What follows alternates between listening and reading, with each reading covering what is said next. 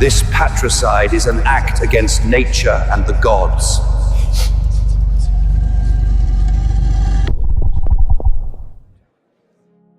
Ancient Rome, the cradle of European civilization, left us a rich legacy in the fields of law, architecture, and culture. We know about the greatness of the Roman emperors, the wisdom of the philosophers, and the valor of the legionnaires. But behind the glitz of triumphs and the grandeur of amphitheaters lay a justice system that seems incredibly cruel to us today. It was an era when punishment not only punished crime, but also served as a lesson to society. There was no room for leniency in Roman law, and the procedure itself could be as horrific as the outcome. Roman law, although considered fair, sometimes went to extremes, creating precedents that seem unbelievable.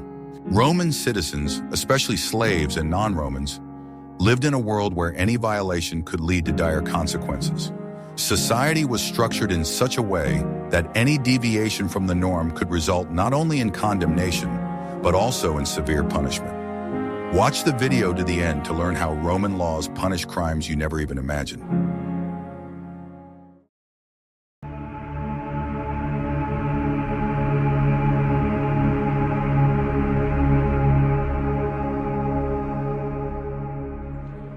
One of the most unusual and rare punishments in ancient Rome was the so-called poena coli, or death by bag.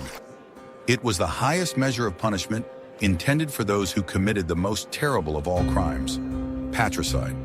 This crime was considered so horrific that it went beyond the scope of ordinary laws and required a special, symbolic punishment. A person who dared to raise a hand against a parent was attacking the very foundations of Roman society, where the father's authority was absolute. The crime itself was considered not just a violation of the law, but an act against nature and the gods.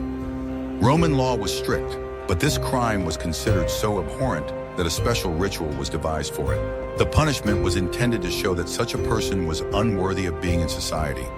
The Romans were very superstitious, and they believed that a person who had committed such a sin should not be buried in the ground. The procedure was carefully planned and had a deep symbolic meaning. First, the guilty person was tied up with ropes.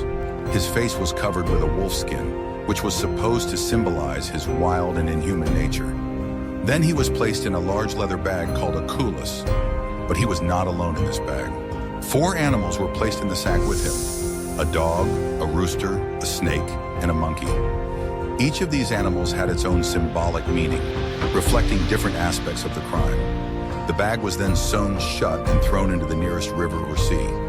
It was believed that the guilty party would thus be deprived of the opportunity to be buried, either on land or at sea. Note that in ancient Rome, relationships with loved ones were very complex, especially between patrons and their young wards, who could have special, very intimate relationships that went beyond the accepted norms. This added a special poignancy to any crime involving the family, especially if one of the patrons attempted to encroach on another. It was so serious that it required such a sophisticated punishment. This punishment, poena coli, became a symbol of extreme contempt for crime. It was so rare that it is mentioned in only a few historical sources. The very fact that such a law existed shows how highly the Romans valued the institution of the family and the authority of the father. What do you think the animals in the sack symbolized, and why were they chosen for this ritual? Write your versions in the comments, and we will discuss them in the next video.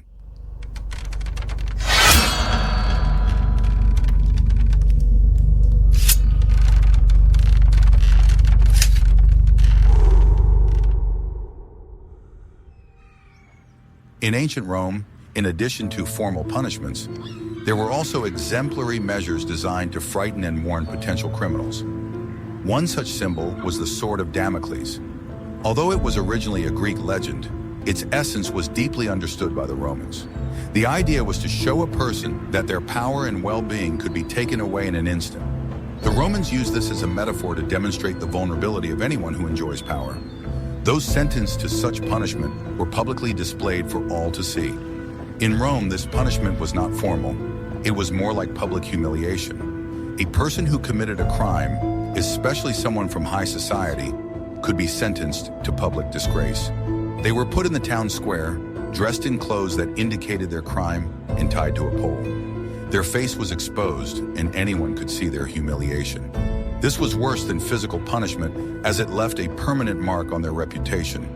True Romans who valued honor and dignity considered this punishment worse than death itself. In this society where reputation was everything, such public humiliation made a person an outcast.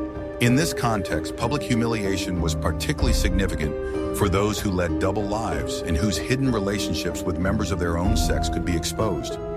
In Rome, where relationships between men were widespread, such revelations were considered shameful.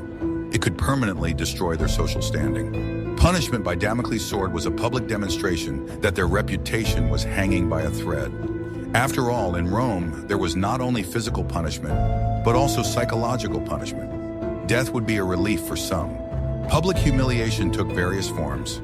In addition to being tied to a pillar, criminals could be forced to wear special shameful clothing or signs that indicated their guilt.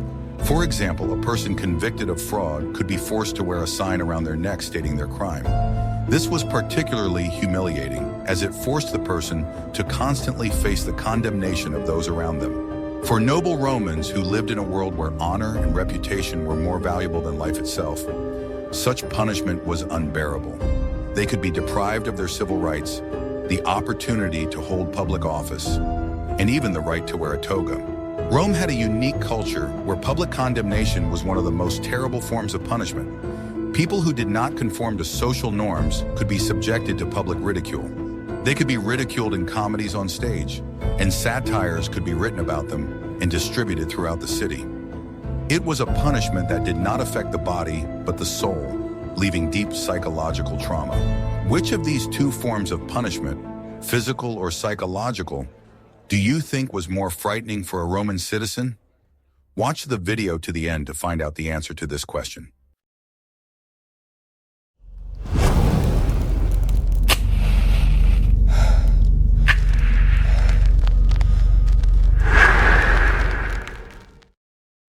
Burning was one of the most horrific and common forms of execution in ancient Rome.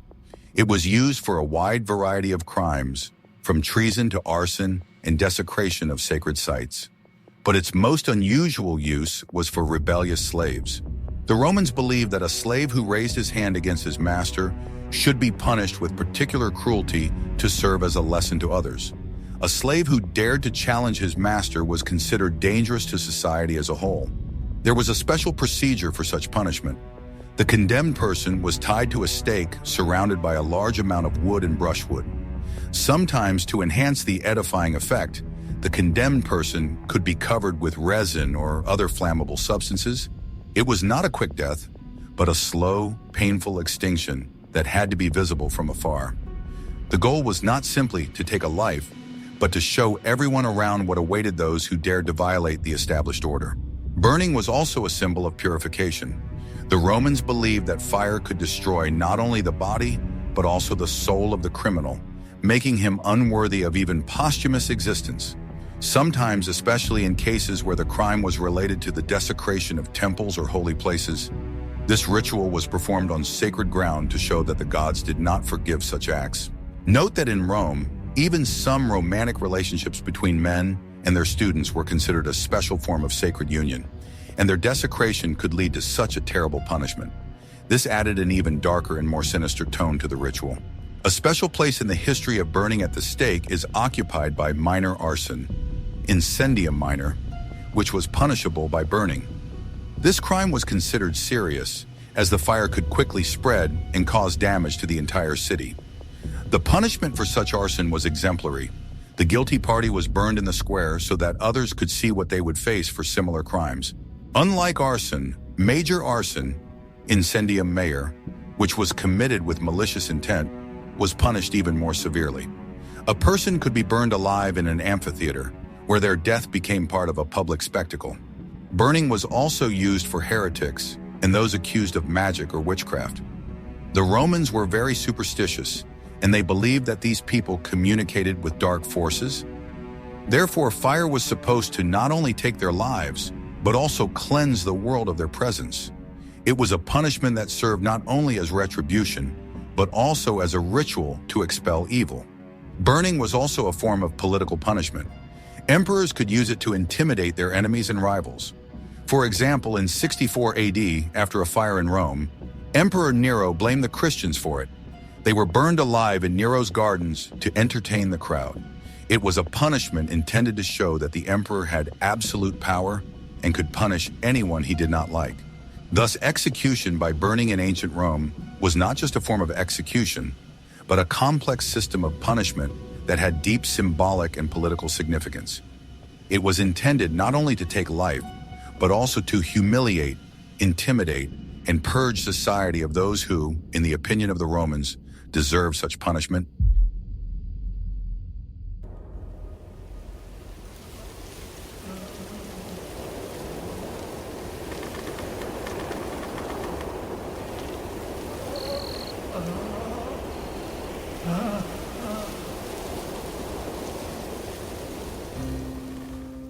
Crucifixion was one of the most famous and horrific punishments in ancient Rome. It was mainly used for slaves, rebels, and non-Roman citizens for particularly serious crimes, such as rebellion, treason, and escape. This punishment was not applicable to Roman citizens, as it was considered too humiliating and cruel. Its purpose was not only to take a life, but also to publicly humiliate the condemned person, turning their death into a spectacle designed to instill fear. The procedure was carefully planned. First, the condemned person was whipped. Then he was forced to carry his cross to the place of execution, which was usually located along busy roads. This was done so that as many people as possible could witness his humiliation. At the place of execution, the condemned man was nailed to the cross and raised vertically. Death came slowly, from suffocation and exhaustion.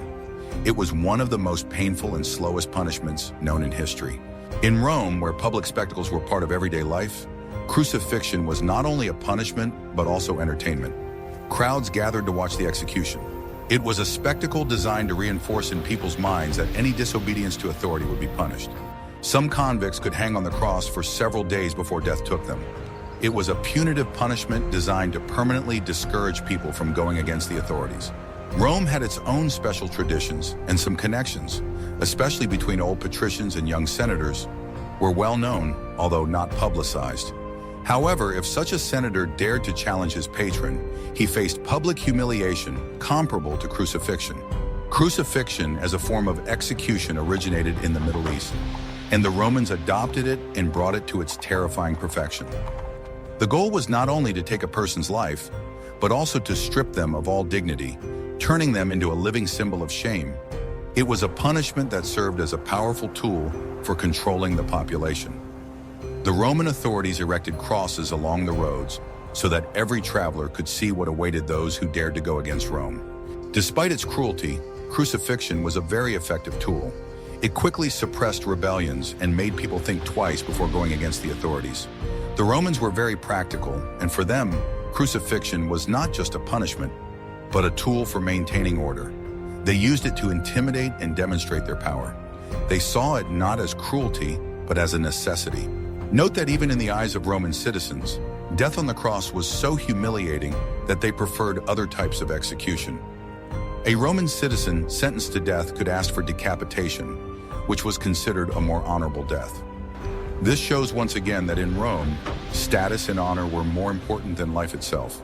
Rome had a special system of patronage, where influential men took young and ambitious men under their wing.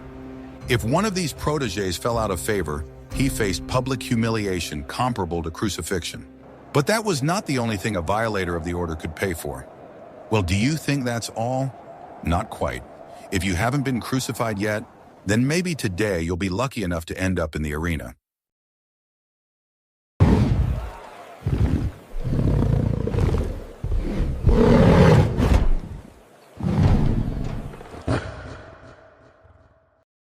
One of the most spectacular and cruel punishments in ancient Rome was damnatio ad bestias, or execution by wild beasts. This punishment was especially popular during the empire and was applied to those who committed particularly serious crimes or were convicted of religious beliefs that were considered dangerous to the state. The main idea was to turn the execution into a public spectacle that would entertain the crowd and at the same time demonstrate the strength and power of the authorities. The condemned were released into the arena, where wild animals such as lions, tigers, bears, or panthers were waiting for them. The animals were kept hungry to make them more aggressive. Sometimes the condemned were dressed in animal skins or used as live targets for gladiators. It was a spectacle that was meant to entertain the crowd and at the same time serve as a warning. The Romans loved such spectacles, and the arenas were always full of spectators who thirsted for bloody entertainment. This punishment was particularly cruel, as it turned a person into an object of entertainment. It was not just a deprivation of life, but complete humiliation. The condemned person was deprived of all dignity and the right to die. His life ended before the eyes of thousands of people who applauded and cheered as they watched his suffering. This spectacle had not only entertainment value, but also deep social and political significance. Damnatio ad bestias served as a vivid reminder that the emperor's power was absolute and that any disobedience would be severely punished. The public humiliation and cruel death of the criminal were intended to instill fear in the hearts of potential rebels and show them that no force could match the power of Rome. These executions often took place as part of larger games, ludi circenses, which could last several days and included chariot races, gladiatorial combats, and reenactments of mythological stories. Those condemned to damnatio ad bestias were presented to society as hostis publici, or enemies of the people. This deprived them not only of their rights but also of their status as human beings. They were no longer considered citizens, and their deaths had no significance for the state other than as entertainment. Unlike gladiators who could earn respect and even freedom through their valor, those sentenced to death by wild beasts were doomed to a shameful and painful death without any hope. Sometimes they were deliberately stripped naked to further enhance their humiliation. Among those most often sentenced to this terrible fate were slaves, prisoners of war, and, most notably, early Christians. Christians posed a serious threat to the Roman authorities because they refused to worship the emperor as a deity and follow traditional Roman cults. Their faith was perceived as superstitio illicita, illegal superstition. Damnatio ad bestias became one of the most common tools for suppressing Christianity, and the Colosseum arenas became a place of martyrdom for thousands of believers. Although today damnatio ad bestias is perceived as an unimaginably cruel practice, it was an integral part of public life and the legal system of ancient Rome, reflecting its ideas of justice, power, and spectacle.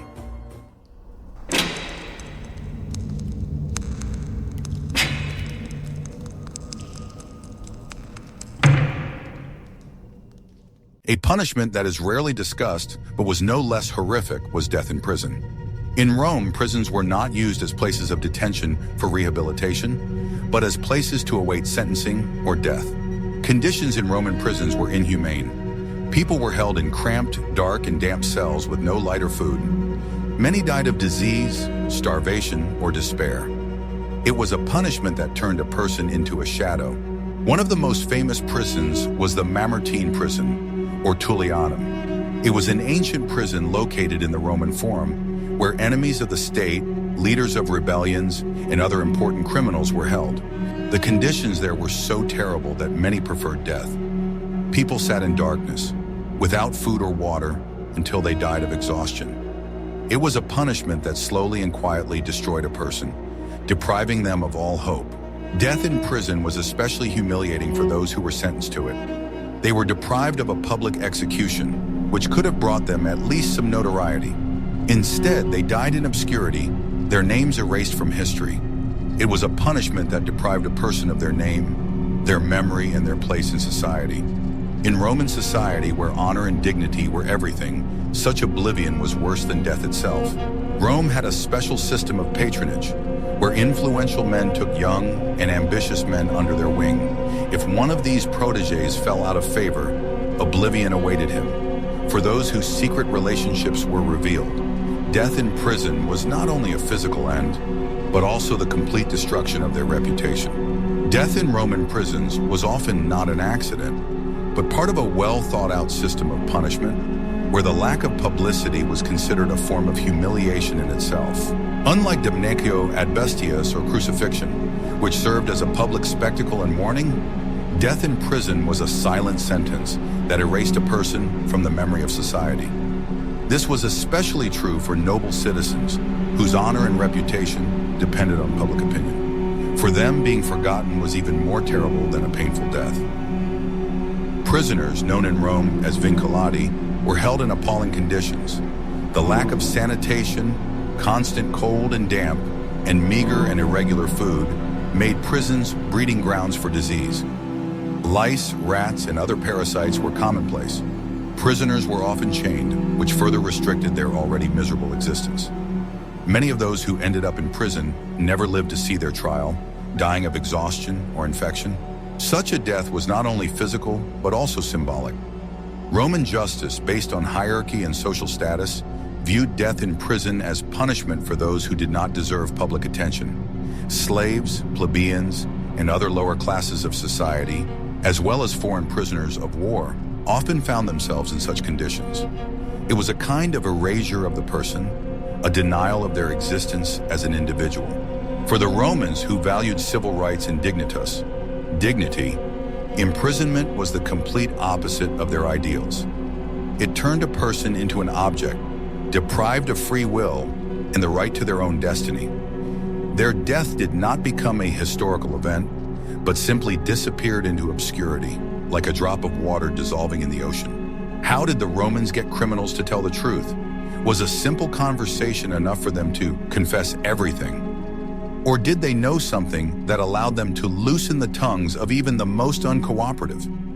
Keep watching the video to find out the answers to these questions right now.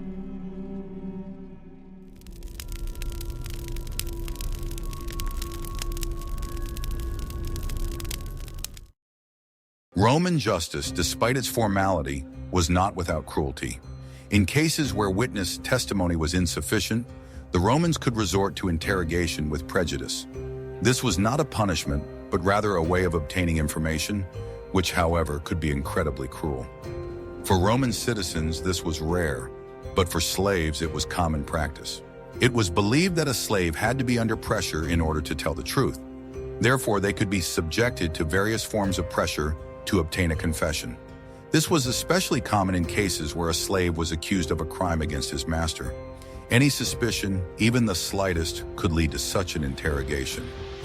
As a result, many slaves confessed to crimes they did not commit just to avoid further torture.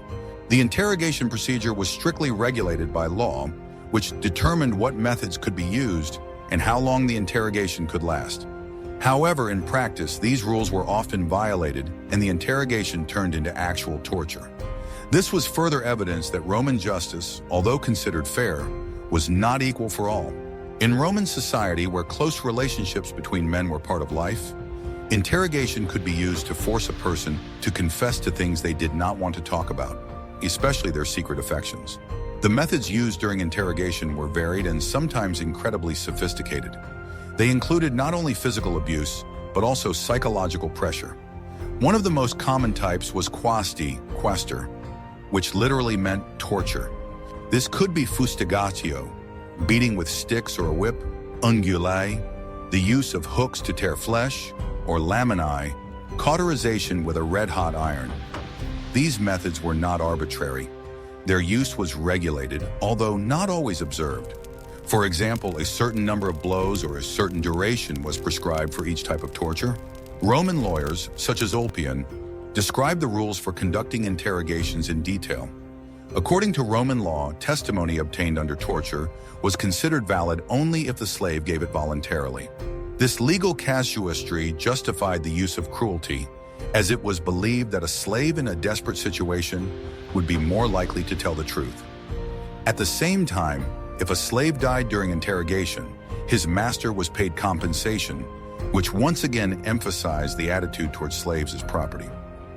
The interrogation system was one of the main reasons why many innocent people were convicted. Under torture, people were willing to confess to anything just to end the torment. Thus, instead of being impartial, Roman justice often became an instrument of violence, where evidence was less important than confession. This was a striking example of how the legal system, despite its apparent complexity, could serve the interests of the powerful rather than justice. Although slaves were the main target of biased interrogation, Roman citizens could also be subjected to it, but only in exceptional cases, such as treason. However, even in these cases, softer methods were used so as not to humiliate the citizen's dignity. Thus, tortura, torture, was yet another tool that emphasized the deep social stratification in the Roman Empire, where laws were different for different people. It was a society in which status and origin determined not only privileges, but also the very degree of pain a person could experience in the name of justice.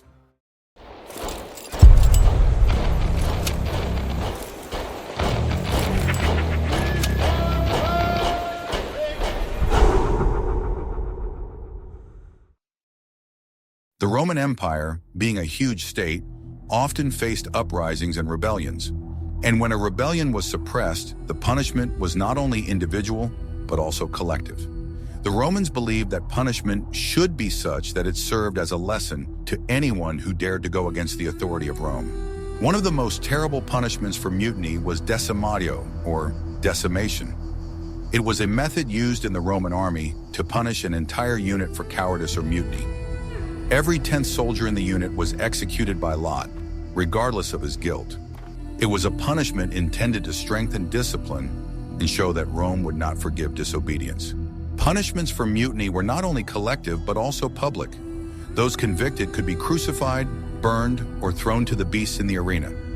The goal was not only to punish, but also to show that Rome was merciless to its enemies.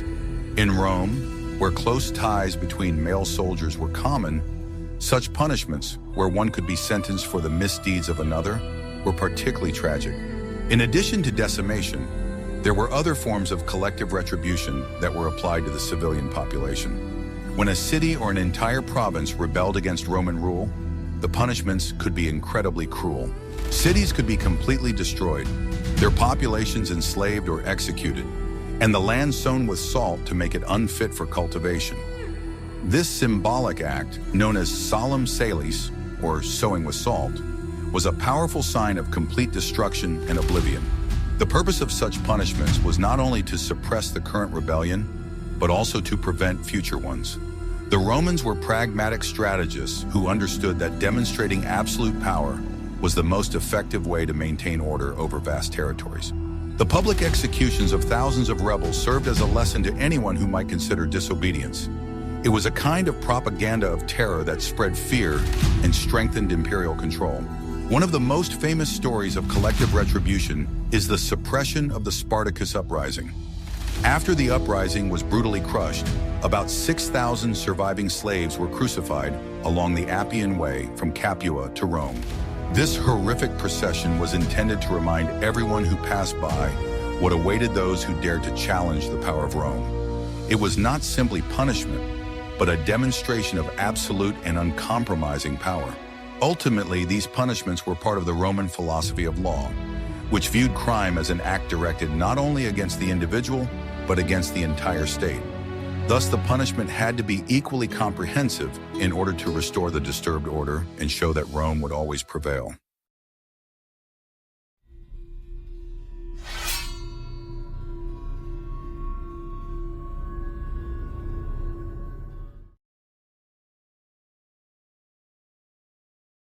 While slaves and non-Romans were subjected to the most cruel and humiliating punishments, Roman citizens had a privilege. For them, the highest punishment was decapitation, which was considered relatively humane. It was carried out with a sword or an axe and was quick rather than painful. This punishment was a sign of respect for the status of a citizen. He did not have to endure the shame of a slave, and his death was quick and dignified. This was further evidence that not everyone in Rome was equal before the law. The status of a Roman citizen gave certain privileges that protected him even from the most cruel forms of punishment. In Rome, where intimate relationships between men from the upper classes were common, this punishment was considered preferable to public humiliation or oblivion, as it allowed them to preserve their honor. Execution by beheading, or decollatio, was a symbol of the special legal protection afforded by Roman citizenship. Unlike crucifixion or damnatio ad bestias, which were intended to demonstrate the superiority of power and humiliate the condemned, decollatio was a quick and relatively painless death. It was a kind of compromise between the need to punish and respect for the status of a citizen. For a Roman, even a criminal, honor and dignity remained important, and the state recognized this by providing him with a dignified way to leave this life. This punishment was usually applied for particularly serious crimes, such as treason, murder, or desertion. However, it was always accompanied by a specific ritual, which was intended to emphasize the difference between this punishment and others. The execution was carried out publicly, but it did not turn into a bloody spectacle for the crowd. The death of a citizen was an event that required restraint and order, in contrast to the jubilation that accompanied the death of slaves. This type of punishment also reflected the strict hierarchy of Roman society. Although the law was uniform, its application depended on a person's status. A Roman citizen, even if sentenced to death, remained part of the res publica, republic, and his life, though cut short, could not be degraded to the status of an animal or a slave. This was a fundamental difference between the Roman legal system and others, where social status did not always confer such privileges. In the context of Roman culture, where reputation and public opinion were important to the elite, decollatio was an honorable death. It allowed one to avoid public disgrace and oblivion, which were worse than death itself. In cases where a person from a noble family involved in intimate relationships could be sentenced to death for other crimes, such an end allowed him to retain at least some dignity and protect the reputation of his patron.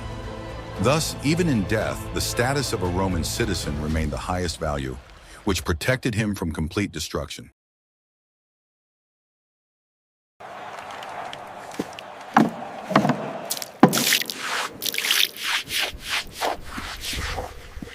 Another unusual and cruel punishment in ancient Rome was death at the hands of a gladiator. This punishment was especially common during the empire and was applied to those who were convicted of serious crimes but were not worthy of public execution.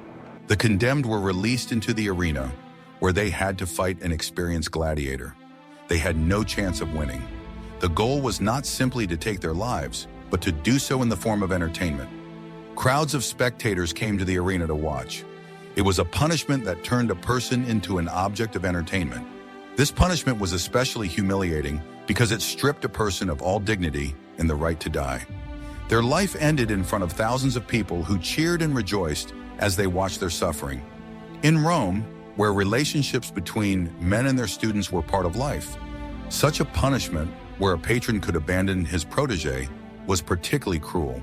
Death at the hands of a gladiator was a special type of punishment known as ad ludum damnati, which meant condemned to the games. Unlike damnatio ad bestias, where the condemned were simply thrown to the beasts, here there was the appearance of a fair fight, although the outcome was predetermined. The condemned, who had no combat training, faced trained and armed professionals. Sometimes they were provided with wooden or blunted weapons, creating the illusion of a fight that was in fact a one-sided beating. This punishment also served as a powerful spectacle to entertain the crowd. Bloodthirsty spectators got what they wanted, watching a helpless man try to resist his inevitable end. Such an execution was especially humiliating for those who had held high positions in their lives. If even a noble person, once convicted, found themselves in such a position, it was proof that their patronage or position in society meant nothing in the face of state power. Despite its cruelty, ad ludum damnati was part of the Roman justice system, which not only punished but also demonstrated the power of Rome. It was intended to maintain order and prevent crime. For the crowd, it was a reminder that even the strongest and most courageous people who challenged Rome could be humiliated and destroyed for the amusement of the public. Finally, this punishment reflected the deep social stratification in Rome. While slaves and criminals from the lower classes were denied any right to a dignified death, there were more humane forms of execution for high-ranking citizens, such as beheading. Death at the hands of a gladiator was something in between, intended for those who were too important to be publicly humiliated, but not important enough to be executed with dignity.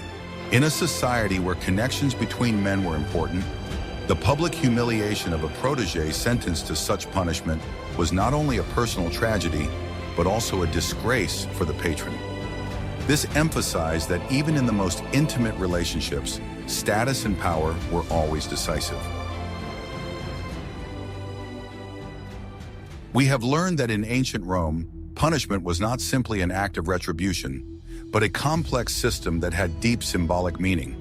From the execution by the sack, pena culae, intended for parricides, to death in the arena in a damnatio ad bestias, each punishment was designed not only to punish, but also to teach a lesson to society. We see that not everyone was equal before the law in Rome, and that citizenship status was of great importance. The privilege of decollatio, beheading, as opposed to the painful crucifixion for slaves and decimatio for offending soldiers, clearly demonstrated the hierarchy of Roman society.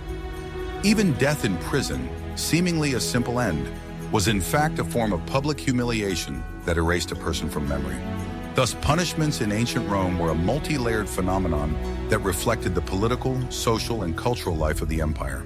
They were intended not only to reward the guilty, but also to serve as a tool of control, instilling fear and affirming the dominant ideology. The Roman system of punishment is a mirror that reflects all aspects of life in this great state, from its cruelty to its desire for order.